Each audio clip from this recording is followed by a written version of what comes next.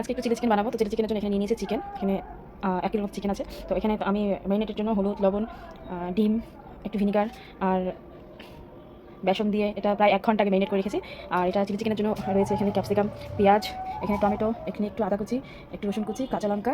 আর আমি ভেবেছি আজকে একটু অন্যরকম করে করবো। চিলি চিকেনে তো আর এমনি কোনো মশলা লাগে না, শুধু একটু সস হলে হয়ে যায়। তো সস এখানে ঢালাই আছে। তো ভেবেছি যে আজকে সস ছাড়া একটু অন্যরকম করে করবো। সেটা হচ্ছে এর মধ্যে হালকা একটু টক দই আছে আর ঘরে বানানো কিছু মশলা আছে। মশলাটার মধ্যে আছে একটু মৌরি, জায়ফল, তেজপাতা আর গোলমরিচ, গোটা গোলমরিচ, এগুলো সব আমি কাঠখোলায় ভেজে তারপরে আমি পেস্ট করে রাখছিলাম শুকনাটাই। এই মশলাটা একটা আলাদাই সেন্ট আসে। তো এটা দিয়ে আজকে বানাবো। তোমরাও ঘরে এটা ট্রাই করতে পারো, ভালো লাগে, মানে একটু আলাদা রকম টেস্ট হয়। তো চলো আমি কীভাবে বানাই তোমাকে দেখাচ্ছি। তো আমি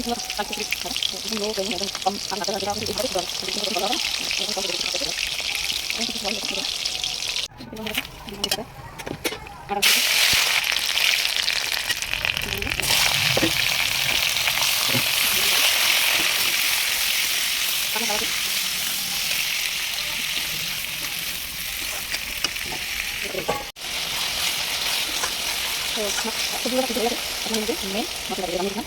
সবগুলো একটু ভালো বানাতে মশলা দিয়ে রেখে বানাবো।